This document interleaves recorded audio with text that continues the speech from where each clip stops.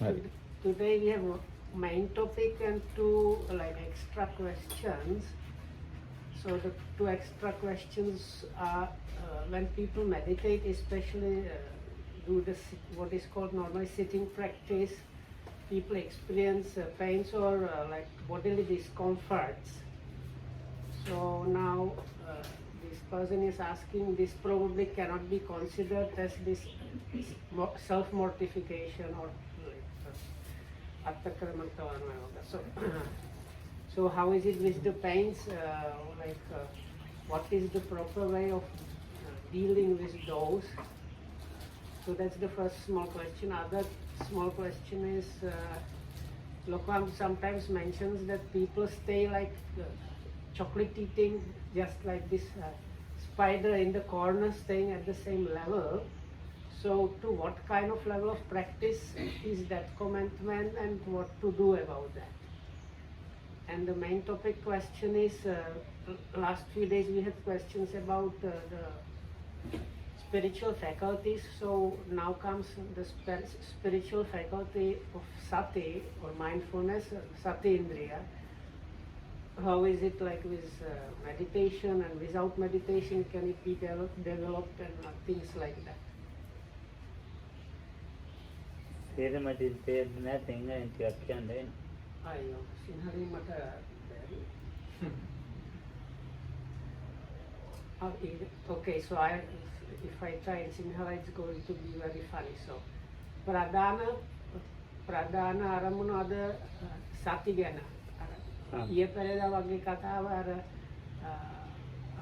සද්දා ඉන්ද්‍රියයි අර පඤ්ඤා ඉන්ද්‍රියයි භාවනා එතුව නැතුව කොහොමද හදන්නේ මේ වගේ කතා අද සති ගැන මේ සම්බන්ධ ඒවා. ඊට කොට පොඩි ප්‍රශ්න දෙකක් ඇති වෙලා බටහිර වලින් පළමුවෙනි ඒවා අර වාඩි වෙලා ඉන්නවා භාවනා කරනකොට අපිට කැක්කුම් එනවා ඒ කැක්කුම අර අත්කලමනකාන යෝගයට අයිතිද නැද්දද කොහොමද මොකද කරන්නේ? දෙවැනි ප්‍රශ්නය නෑ අර ලොකු හමුදුරු පෙළක අවස්ථාවේදී කියනවා භාවනා කරන්න පුහුණු වීමක් කරන අය නිකන් අර චොක්ලි කාකා ඉන්නවා වගේ අනික එක මත්තමේදී අර සිත පොඩ්ඩක් තැම්පත් වෙලා ඒ මත්තමේදී නිතරම ඉන්න වෙනස නැතුව ඒක අර දැන් ඒක දිගටම භාවනා කරන අයට විතරද අර ගෙදර එක දෙපාරක් දවසකට භාවනා කරන අයට අයිතිද කොහොමද ඒක හදන්න කොහොමද? අපි ඉතල මෙත්තානම් දාන්න ටිකක් අහමු ගන්න. So as usual, let's firstly ask Venerable Mettananda.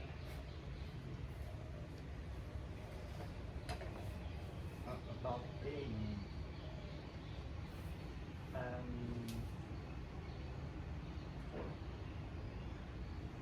Well, actually, pain is kind of very kind of important. One should consider pain in meditation, I mean, as a friend, not as an enemy.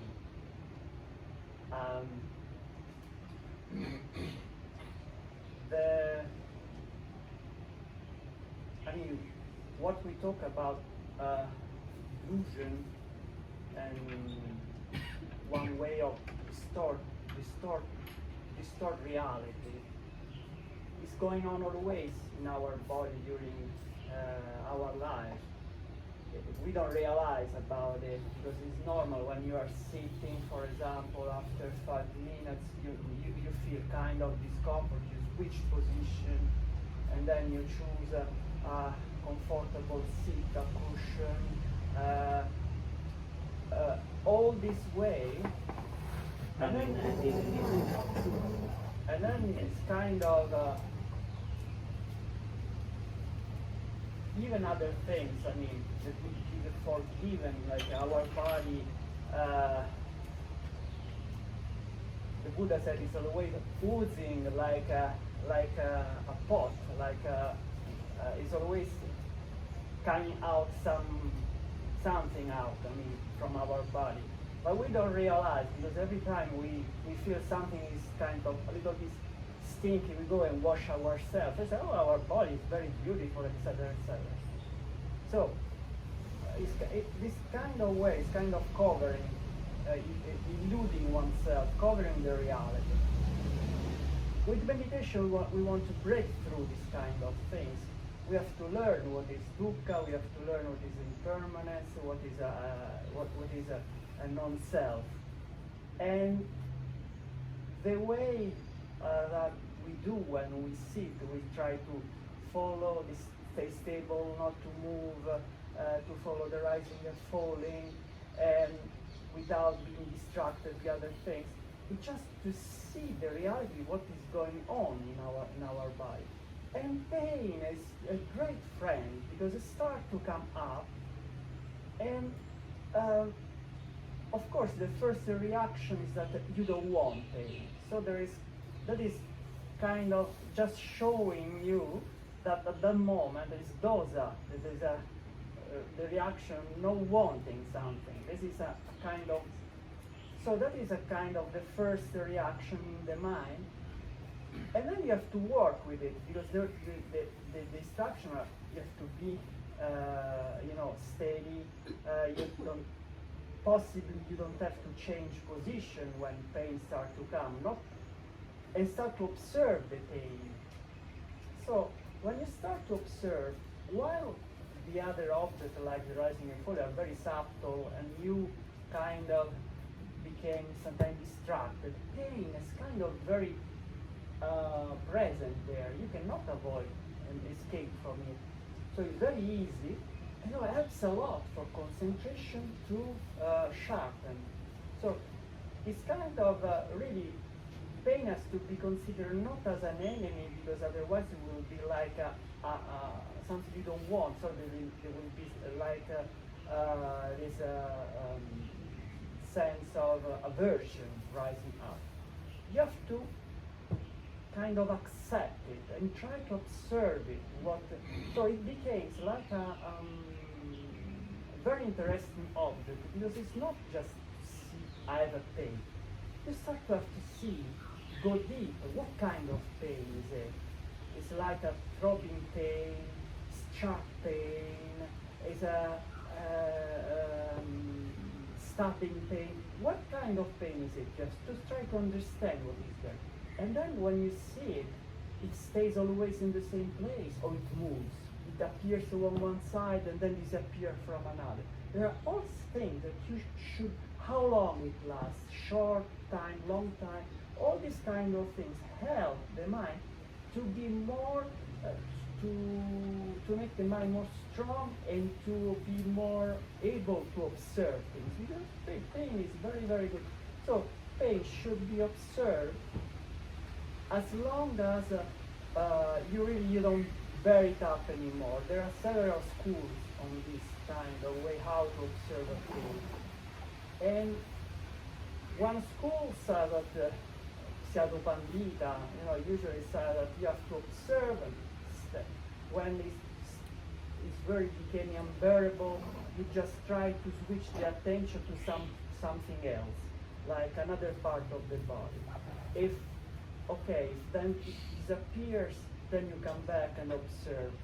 If it's not, then there are different strategies, and at the end, just really when you don't bear it up anymore, then you are allowed to change position, but not just like escaping, I have to change, just observing what you are doing, like the intention that you have to, you want to shift the leg, for example.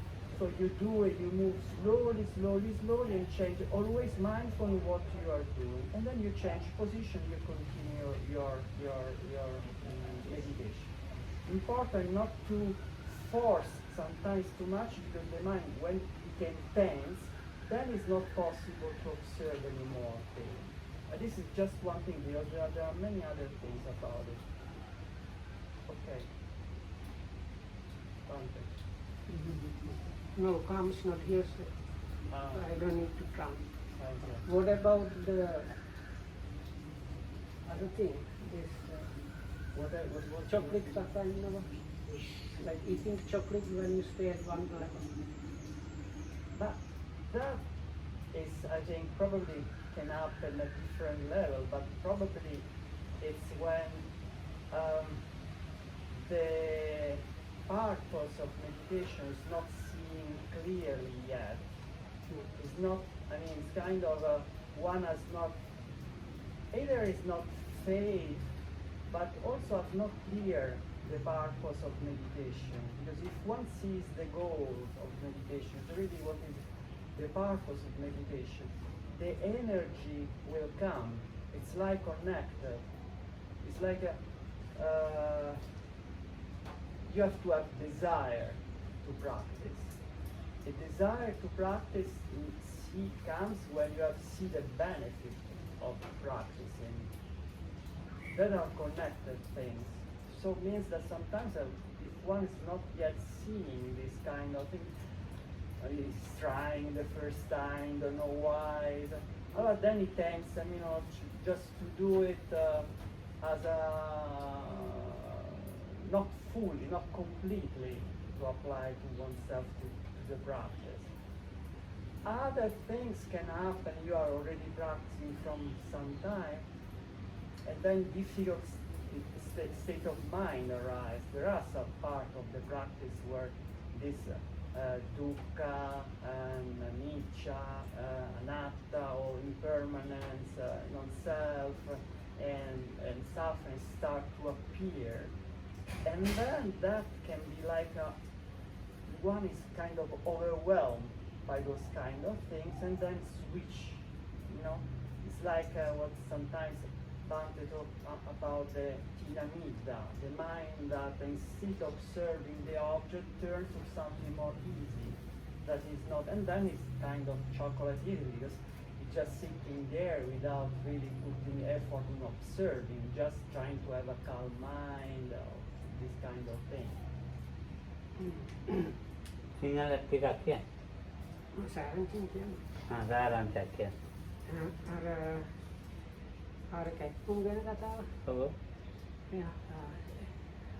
ආමුදු කිව්වා හතුරෙක් වශයෙන් බලන්න හොඳ නැහැ. ඒක හොඳම යාළුවෙක් යෝගි කෙනෙක්. මොකද අර පින්බීම හැකිලිම අර උස්ම වගේ. ඔව්. ටිකක් අරමුණ අලන්න ටික අමාරුයි. හැබැයි අර ඇඟේ කැක්කුම අල්ලන්න ලෑස්ති. ඉතින් ඒ කැක්කුම නිසා යාළුවෙක් වගේ. ඒකේව අර විවිධ අර භාවනා කියා දෙන්න අය වෙන වෙදින් ඒ ගැන කතා කරනවා. අර උපන්දිත සයදෝගේ අර කට්ටිය වෙදින් කියනවා ඒක වෙනස් කරන්න එපා. ඒක මෙනෙහි කරන්න ඕන මෙනෙහිම කරන්න ඕන. ඔව් මෙනෙහිම කරන්න ඕන. මැරෙනවා වගේ ආවත් කමන්නේ. වෙනකන් බැරි නම් එතන අර උපරනවා වගේ අවස්ථාවේදී වෙන අරමුණක් ගන්න ඕනේ. ඒ විදිහින් තමයි කරන්න ඕනේ කියනවා. ඊටකොට අර චුක්ලේ කක්කා ඉන්නවා කිව්වා අර ආමුදු හිතන්නේ අර එක වෙදින් අර භාවනා ආරම්භනද අර්ථයක් තාම හරියට අල්ලගත්තේ නැති අය තමයි එන්නේ. ඒක. තවත් එක තියෙනවා භාවනා කරනකොට අර තිලක්ෂණ ටිකෙන් ටික පෙනෙනවා වගේ. ඒක හරි අමාරුයි. එහෙම නිසා අර හිත නිකන් ඒවට ඉබ්බැටම ප්‍රතික්ෂේප වෙනවා නිකන් චොක්ලිට් කකා ඉන්න වශයෙන් ඉන්න කැමති. ඒකට ඉතින් යනකොට කැමති නෑ චොක්ලට් කන එක කැමති. හරි. හොඳයි කියන්නේ කතාව. So I just summarize it. So Lokam said that was a good comment from your side. ඉතින් මේ වේදනාව අට කියලා මතාන යෝග කතාවක් ආව නේද? ඉතින් අට කියලා මතාන යෝගයක් නෙමෙයි අපි කරන්නේ. මේ අට කියලා මතාන යෝගය කියන එක තේරුම් අරන් ඉන්න ඕනේ ඉස්සෙල්ලා අපි. So now the question was about the pains. If it does not fall within these self-mortification practices that are mentioned in the scriptures, or this Attakilamatarana Yoga, so comes as it is not that. And for but to be clear about this, we need to first really understand what is meant by this self-mortification practice. අත්තකිලමතාන යෝගේ මේ දුක්ඛෝ අනරියෝ අනාත්ත සංහිතෝ දුකයි අනරියයි ඒක අනාත්ත සංහිතයි කරුණු තුනකින් ඒක මේ පල්ලෙහා දාන So the Buddha, when talking about this self-mortification side of people practicing, mentioned three main things, and that is dukkha, anarya, and anatta samhita. Dukkha means like painful or suffering. Anarya is ignoble or not pertaining to those blameless people, and it is not connected with the true goal. ඒකෙන් ඔය නුවණ වැඩෙන්නෙත් නැහැ. පඤ්ඤා වැඩෙන්නෙත් නැහැ. සතිය වැඩෙන්නෙත් නැහැ. සමාධිය වැඩෙන්නෙත් නැහැ. Is that the true sati or mindfulness is not working and arising. Likewise for panya or this experiential understanding, and actually real concentration through samadhi is also not arising. අචේල කස්සපේ කතාවති You can consider the story of Achela Kassapa. It was like uncovered or naked Kassapa. That's a sutta from Samyutta Nikaya, from Gamini Samyutta, with Chittagahapati. There is householder Chitta, and he had a friend who had practiced this naked ascetic practices, which was kind of this self-mortification for many years. So this so this, if I kind of just summarize it, this householder Chitta, who was an anagami and had all kind of attainments like jhanic attainments and so on, asked him, so by following this practice for so long time, what is the result you have? And this naked ascetic Kassapa, who is his friend, tells him, oh friend, the only result I have from this is my naked body, which is they used to remove hair and body hair and beards by plucking them out. So like this, like body, naked body that is hairless, and I have also this fan made out of peacock feathers, which they used to clean the past because they didn't want to destroy even the smallest animals. So this is the result of my so long ascetic practice. ඒකෙන් තනකොළ කනවා ගොම වැරටි කනවා So if you want so if you want to have some idea what kind of practices they were following, you can refer for example to this Mahasihanada Sutta or others, where the Buddha describes different practices like that, like eating cow dung and grass and other things, drinking urine and whatnot, all this kind of. So that some of them, like this dog euthasetics, they try to live like dogs, so they eat only food that is on the ground. So a few days back, or maybe within last 2 weeks or so, we were actually reading about those things. So those people are still available in India. There's actually no difference in what they do.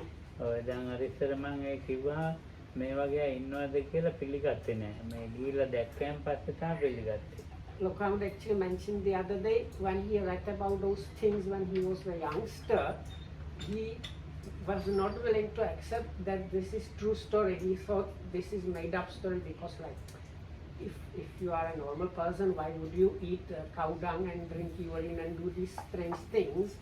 So he was not accepting that's a true story. Only when he went to India as a young person and saw all these ascetics doing exactly what is described in the scriptures, he was like, oh, so that now I really accept it. It was because it's actually really still happened. So Katulali or the Buddhi, කටු ගොඩවල් වල බුදි. So another one is what is now usually considered as what the fakirs do. So they have these like beds of thorns or nails. So they use that for sleeping and sitting. ඔව්. ගිනි ගොඩවල් හතර වටේම ගහගෙන ගිනි මත් දාන ඒක මැද. Another one practice mentioned in scripture which is still available is like purification by heat and fire, so that the person makes four big fires, that means like heaps of fires, and he stays in the middle of this square. There are like in the four corners are the fires, and he's in the middle of this square, especially when it's like moon, when the sun is really up, and this is the most difficult part of the day. That's especially good part for like to be there and practice. ඉතින් දැන් බුදුහාමුදුරුවෝ ඒවා ප්‍රතික්ෂේප කරපුවානේ.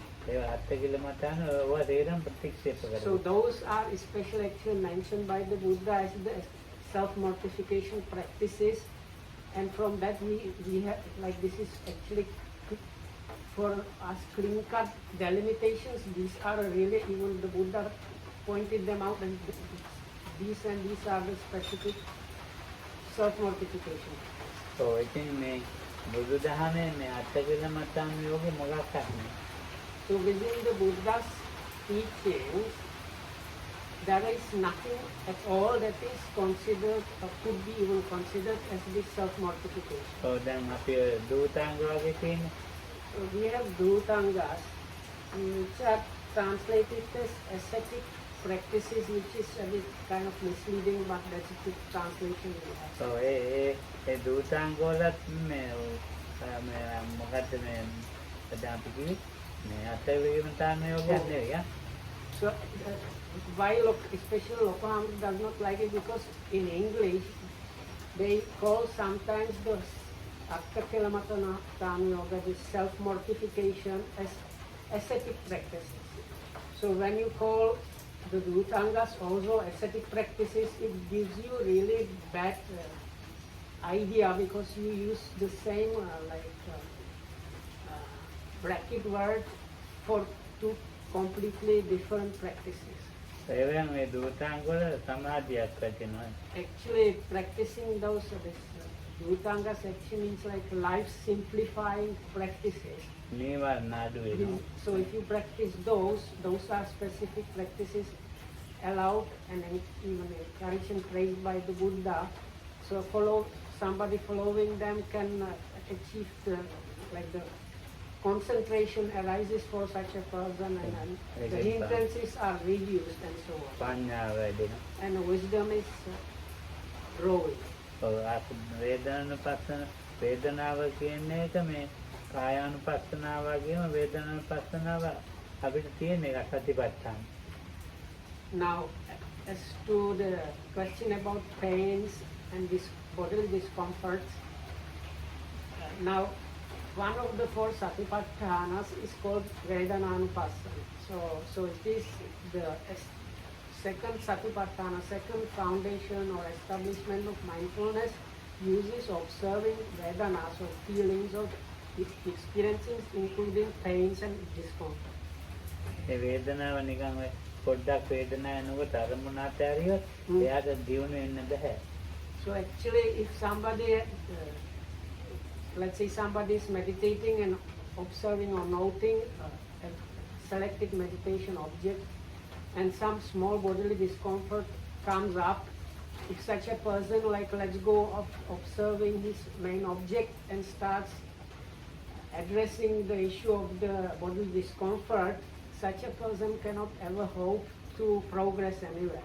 සුඛ වේදනාව විතරක් බාර අරගෙන උපේක්ඛා වේදනාවත් බාර අරගෙන දුක්ඛ වේදනාව ප්‍රතික්ෂේප කරනවා නම් එතන නෑ වේදනානුපස්සනාවක් ගන්න බෑ වැඩෙන්නේ. So because we need for the practice, one needs kind of the Vedananupassana, observing of the feelings, but this attitude described before is the person is happily accepting or going along with the pleasant feelings and being okay with new kind of neutral feelings or equanimous feelings, and is completely rejecting any painful or uncomfortable feelings.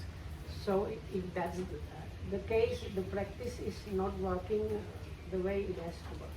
එතකොට සුඛාංශ වේදනා වේද්‍යාමේති පජාන දුක්ඛාංශ වේදනා වේද්‍යාමේති පජාන අදුක්ඛම සුඛාංශ වේදනා වේද්‍යාමේති පජානාති. Look, now quoted what is the definition given in Veda, when the Buddha talks about Vedanānupassana, like observing or noting the Vedana. So what was mentioned is he clearly knows or sharply recognizes whenever there is dukkha Vedana, that is clearly recognized that there is dukkha Vedana. Where there is sukha Vedana, this pleasant feeling, pleasant experiencing happening, it is clearly recognized there is pleasant experiencing happening, and when there is neither pleasant nor unpleasant experiencing happening, that is also recognized for what it is as it is happening. So then අපේ ජීවිතේ අපි මේ කොටසක් කරගෙන භාවනාවට අයින් වෙනවා මාසයක් හරි දෙකක් හරි එහෙම කවුරු හරි. ඒ අය තමයි වේදනාව අත්හැරලා මට්ටම් යෝගෙද කියලා හිතන්නේ. අර දවසකට දවසකට දෙසන සැරයක් කරන්නේ නැහැ. අර චොකලට් කන්නේ නෙවෙයි ඒගොල්ලෝ. මේකත් එහෙම ඇවිල්ලා එහෙම ඉන්නවනේ වැඩක් නැහැ. So if I understand correctly, there is like clarification, because the people that practice at home may be practicing once a day or twice a day. They don't have to worry about too much about both the pains and this like staying eating chocolate. This is mostly pertinent to people that have set aside some time, maybe 3 weeks, months or 2 months, to do just practice only, like do what is called intensive practice. So it is mostly those people that want to do practicing only that have to consider these things, and especially this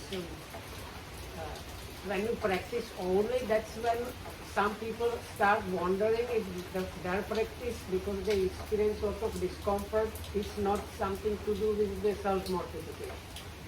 මම මේ මාසියක ඉන්න කාලේ මේ American කෙනෙක් භාවනා කරනවා. පැය දෙකක් විතර ඉන්නවා. So after Lokanu's teacher passed away, and Loko Hamuduru, after some time, kind of took kind of break in looking after the center and so on. And towards the end of the 80s, he went to Burma and other places to do serious practice. This happened when he was in Myanmar, and in one of the Mahasi centers. There was an American gentleman, and he was really like serious meditator, like sitting for 2 hours or more and so on. So then එයාට භාවනා එපා වෙලා. Now when it came to the point that this American guy got kind of fed up this meditation practice. So I think මේ වගේ ලොකු තුවාල මේ දෙකේ තත්තම් දෙකේ දණිත් He දෙකේ developed this something like back sores. It was both on his right buttock and left buttock, as well as this like outlying part of the knees, because the knees were also touching the ground. So those 4 points where his body was resting on the ground developed like deep layers of blisters, something like a bed sores. එතකොට මෙන්නේ කරන්නේ ඒවා මෙන්නේ ගන්න අමනාපේ. So he was still being instructed, he just had to know that, you have to know that. But when he was trying to follow the instruction, he was just really getting more and more fed up with the practice. වේදනාව උපාදාන කරගන්න හොඳ නැහැ. So Lacan said with Vedana or Mahayana Arabic, here we especially mean like bodily pains or discomfort. when one develops upadana or clinging or strong holding on to that experience, it is really detrimental for the practice. උපාදාන කරගන්න නැතුව මෙන්න වෙලාවට කමක් නැහැ. If you manage to know it properly without this clinging happening, then it's okay. ටිකක් ඉන්නේ ඒක. Now because of the rain, we will stop a little for a while.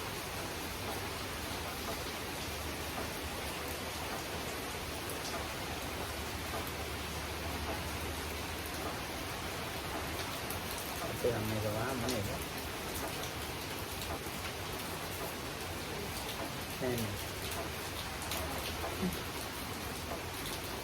It's fine. A bit of